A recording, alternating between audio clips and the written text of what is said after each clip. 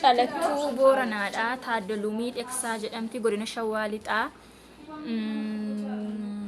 magaalaa Wayyoo yaa carraa ijoollee keenya hojjetachuudhaaf manaa bahanii gizee carraan isaanii akkas ta'u baay'ee nama gaddisiisa. Nagaan koo jaalalaa fi kabajaa bakka isin jirtanitti isiniif haa baay'atu.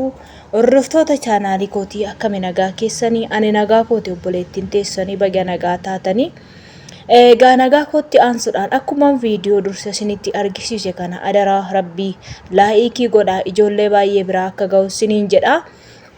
Ijoolleen gargaaruu danda'a mica'uu kana gargaaranii gara biyyaa akka gashanii isiniin jechuun barbaada. Hordoftoota kiyya warroonni haaraa tokko jettanii mana koo dhuftan maamila koo ta'uu hin dagatinaayi. Laayik sheer godhaa obboloota keessan hiriyoota keessan biraan gaayi. Mica'oon kun biyya Arabaa keessatti kan akkasittiin ishiin biyya Arabaa keessa mana madaamii osoo hin taane akkuma sagalee ishii irraa dhaggeeffattan sagalee mica'oo viidiyoo waraabdee kana kan dhaggeeffattan jechaadha. Biiroo keessa kan jiranidha. Ishiin dhukkubnaan gara biiroo dhaqxee gara biirootti dhaqxee biirootti immoo akkasittiin kiroo sammuu ishii dhabdee jirti obboleettiin teenya kun jechaadha. Biiroon keenya yaa ijoollee keenya nama gashan maaliif akka ta'e hin beeku. Maal amma ijoollee amma akkasittiin ishiin wallaaltee akkasittiin mica'oon lafarra gangalachaa jirtu sammuu ishii iddoodhaa siqe kana yoo qabanii gara biyyaa gashan maal ta'a? Nama tokkotti ijoollee yeroo hunda silaa xiyyaarri deema waan ta'eef yoo qabanii ijoolletti kennanii gara biyyaa imalchiisanii gara warra ishiitti gashan dhugaa rabbii jechaadha. Biiroon keenya nu gargaara jennee abdii irraan kaawwannu yaa obboloota keenya. Waaqayyo inni manaa nu baase rabbiin inni manaa sin baase adaraa akkasiin hin ganne suma kadhadhaa isiniin jedha. Tokkoffaa ijoolleen keenya wanti amroo cinqatii yookaan sammuu isaaniitti cinqatii fidaniif maal seeta yeroo hunda hin cannaqamu. Mana hojjetan keessatti manni sun yoo ta'uu fi baate iyyaaddu hin dhiphatu. Lammaffaa immoo jaritti dhumti isin bira hojjettaniyyuu wanti isin irratti hin godoggonne hin jiru jechaadha. Gaafa seeni bakka hojii kiyyaan hojjedhattanii waan kamuu murteeffattanii jettani jarri sun yoo sin jaalatte yookaan akka sin biraa hin deemne yookaaniif immoo yoo qarshii illee isin kaffaluu hin dandeenye ta'eef immoo wanta isin irratti godoggoddeetuuf sin wallaalchisti jechaadha. Dabarseetu harka seexanaatti isin hin kennin obboloota kiyya yaa shamarran keenya dhugaa rabbii nama dhukkubsa jechaadha. Mica'oon kun Booranadha jette ishiin Jimmattee warrattee Booranadhatti Jimmas yaa taatu Booranas yaa taatu bakka barbaadde haa taatu Itoophiyaawidha. Namni kamiyyuu nama ta'uun kan barbaachisu nama gargaarudha. Biiroon keenya nu gargaara gaafa jennu nu gargaaranidha akkasitti ijoollee baay'ee isaaniitu jira. Adaraa keessan obboloota kiyya adaraa hin cannaqaminaa dhugaa rabbiiti jechaadha.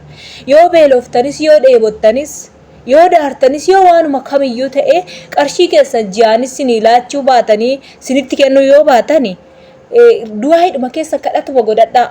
Waaqayyo harka jallootaa akkasin baasetoo nagaadhaan gara biyya keessanitti galtan sammuu nagaa yoo qabaattan harkaaf miila keessan yoo qabaattan hojjetattanii too boruu of jijjiiruu dandeessu biyya keessan keessanittis yaa obboloota kiyyaa.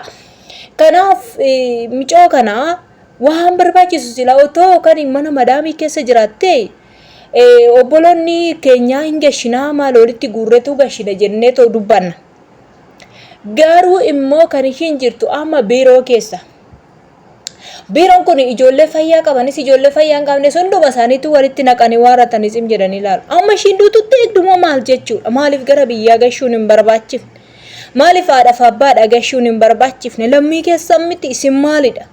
Maalidha isin warrumti biiroo kun maalidha? Warra garaatti gadi guuttatu duwwaadha.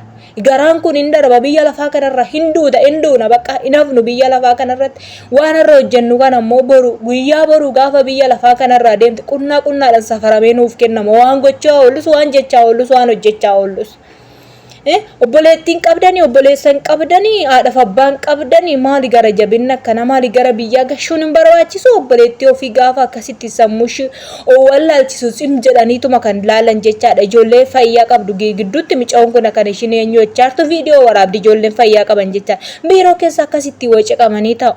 Ijoolleen keenya rakkannee maal goona gara biiroodhaan biiroo keessa yoo dhanne amma tokko gargaarsa argannaa jettu miti. Dhugaa rabbi biiroo sin hin gargaaru kanuma kan maal laala. Uumaa wanti isaan sin gargaaran tokko illee hin jiru. Garuu biyyaa sana galuu yoo barbaaddan qofarraa kan hafe biiroon namoota gargaaru ijoollee keenya gargaaru badaa miti jechaadha.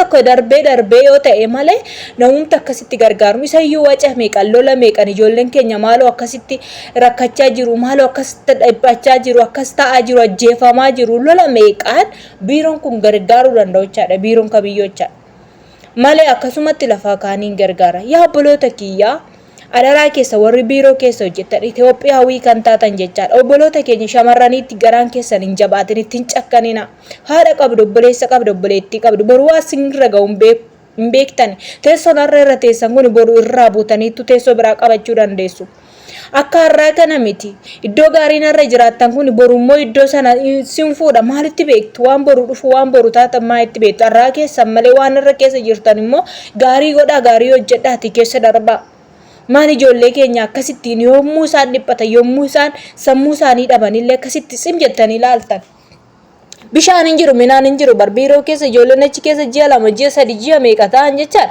bishaan hin jiru minaan hin jiru ruuzii misaa takkitti bichaan nutti kennuudhaan icciti isaanii baay'eetu ba'aa oola jechaadha yaa ijoollee keenya biiroon naqa jedhina gara biyya keessanii gala lammaffaa moo kun cinqatii sammuurraan kan ka'edha obboloonni keenya akkasitti sammuun keessan eenyoonu yeroo hunda yeroo boossan lammaffaa moo yoo qarshii keessan dadhabbii keessan dhabdanillee yeroo hunda kan dhiphattan waan hundumaa laaltanii kan boossan yaanni keessan kan baajjaju sammuun keessan kun isin iddoo dhagassin lakkisa jechaadha yeroo sammuun keessan iddoo dhagassin lakkise qabanii singatu yaa obboloota kiyya namni sin gargaaru hin jiru adaraa hin boo'inaa sin dhiphate naa hin darba wanti hin dabarne hin jiru ciniinna dhaate obsaan sin hin jedha warri bakkeen taane mana hin taane keessa jirtan jechaadha isin ifan ergaa dabarsa jechaadha micoon kun odoo bakkee jiraatte adaraa keessan nuu fuudhaa maaloo achiin nuugaa warra biirootti jenna kunis silaa isaan biratti eenyu biraan ga'aa jennare gara biyyaa akka gashan bicha adaraa gara biyyaa akka gashita shiniin jennaa kun dhaamsa kooti kanan shamarran biyya arabaatiif qabanis biyya arabaa keessa waan hin jiruuf